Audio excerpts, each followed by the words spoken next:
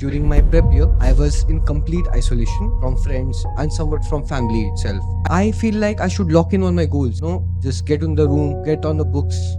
But I'm hesitant to go back into that deep isolation. Much of this thing called loneliness is just an idea put in your mind by culture. You are a certain age and you must have company. And what kind of company? That too the movies and the traditions and the anecdotes have decided. And once that idea is there, that contributes to loneliness. Relate to as many people as you can. Wonderful.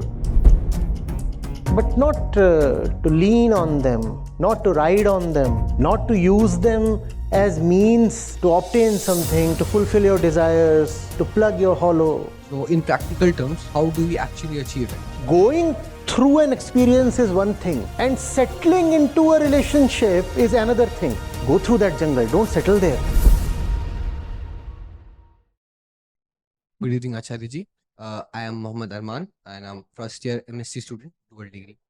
So my question is not very philosophical, rather a practical one. Because during my prep year, I was in complete isolation from friends and somewhat from family itself. I got focused, but when things didn't work out the way I wanted to work out, it broke my core beliefs. It shook my self confidence. So I feel socializing should be one of the things I should focus on. Now that I'm here at BITS, the college I wanted, in a branch I wanted, uh, I feel like I should lock in on my goals. Just get in the room, get on the books.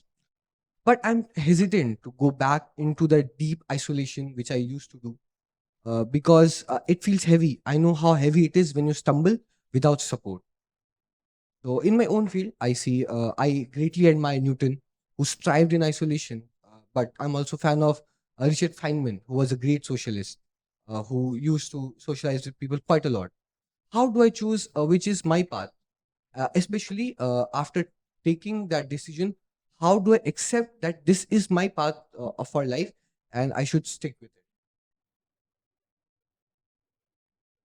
it? See, the world is made of others, right?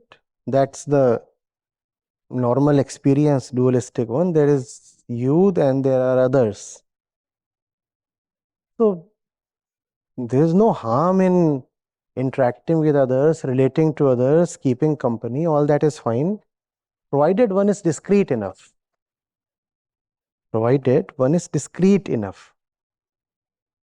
Hmm? If you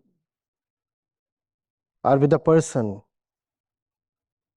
whose company fills you with random ideas of identity, obviously that person is not for you.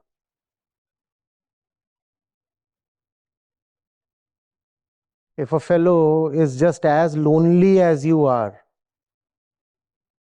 then probably the fellow is just as ignorant as you are.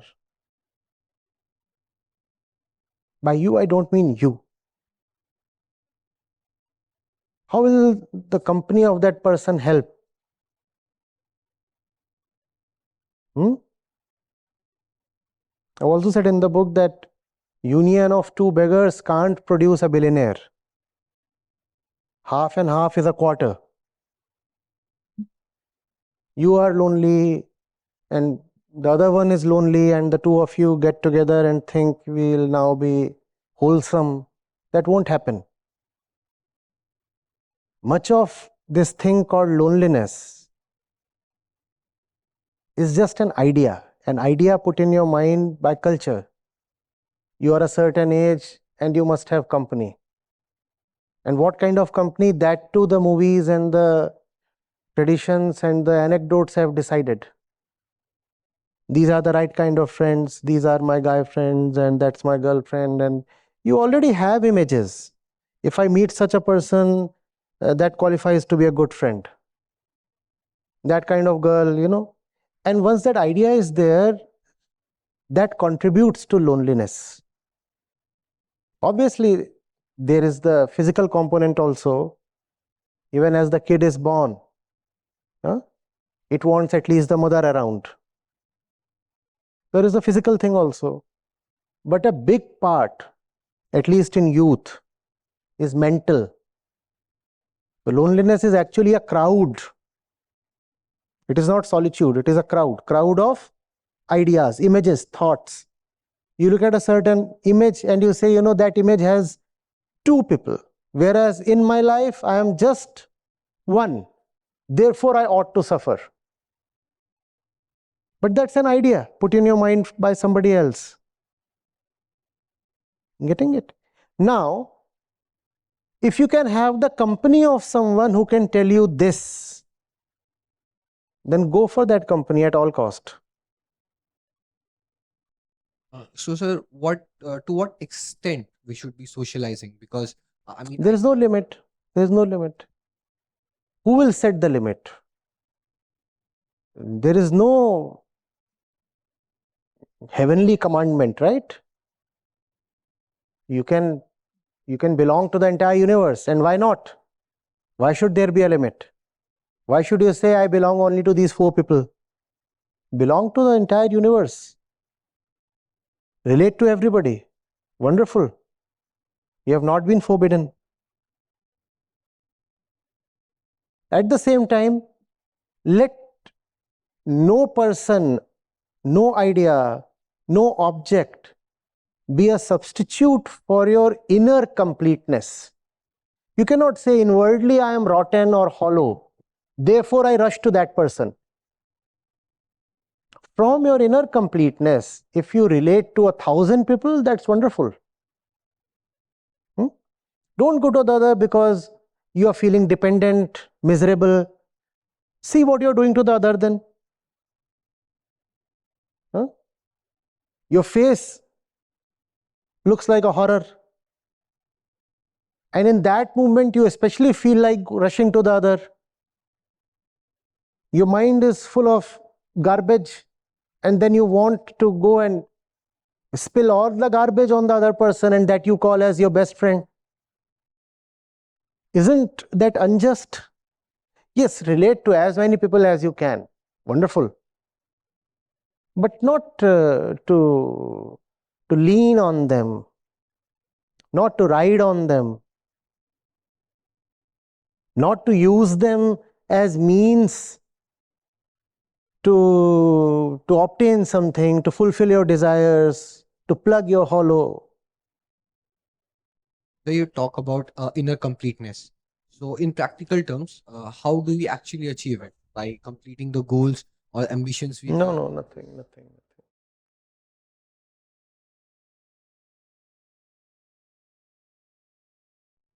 You see, I sit here, I'm speaking to you.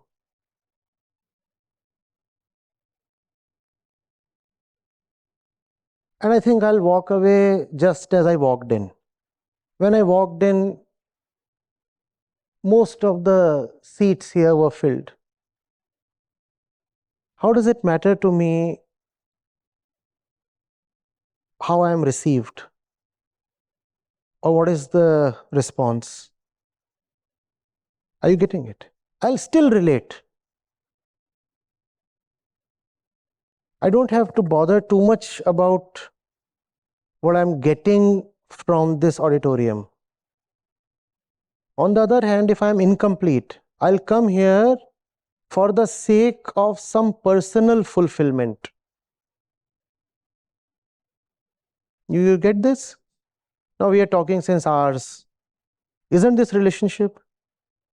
And there are hundreds of us here. Isn't this relationship? Yeah, so you can relate to a lot of people from your completeness. From your completeness.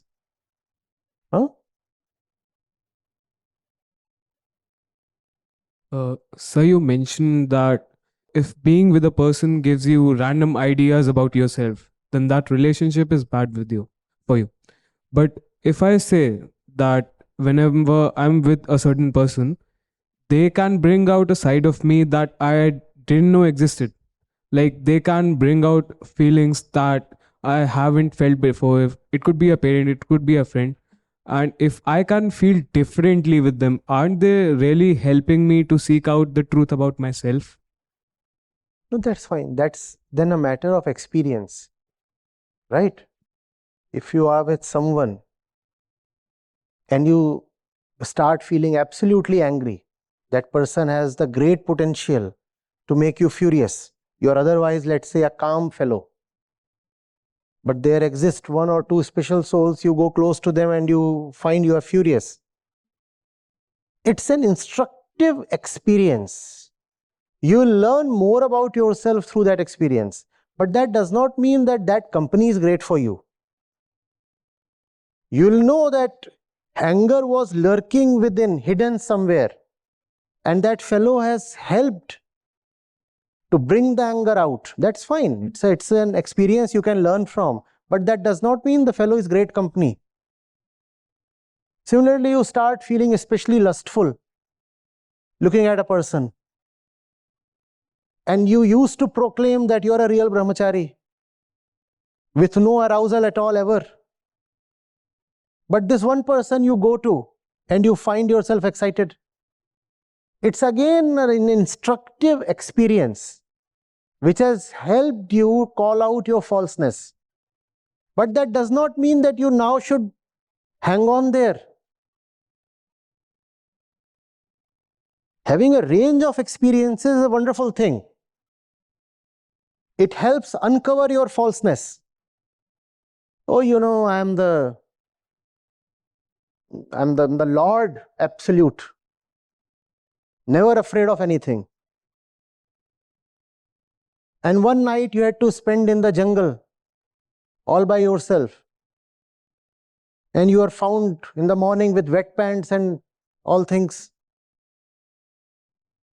So it was a good experience because it helped you see you are not what you claim to be. You claim to be fearless, but that experience displayed your falseness to you. Hence, it pays to put yourself through diverse experiences. You learn more about yourself. But going through an experience is one thing, and settling into a relationship is another thing. Go through that jungle, don't settle there. Learn that you are a timid fellow and then start working on yourself. That doesn't mean you will erect a house in the jungle. Are you getting it? Just download the Acharya Prashant app and there you go to the community section and you have live testimonials streaming in at the rate of 1 every 5 minutes. I'm seeing lives change in thousands, if not millions, every day in front of my own eyes. We are doing it. Right. We have actually done it. Join the community of more than 2 lakh participants on the Acharya Prashant app. Your first month is completely free. You'll get full access to Gita Mission. On the app, you will get regular live sessions, daily exclusive conversations with Acharya Prashant, access to the vibrant Gita community, wisdom exams, curated news, audiobooks, quotes, and much more. Search Acharya Prashant on Google Play Store or Apple App Store and download now. Hello, I am Dibyani. I am from Kolkata and I am working in the field of AI.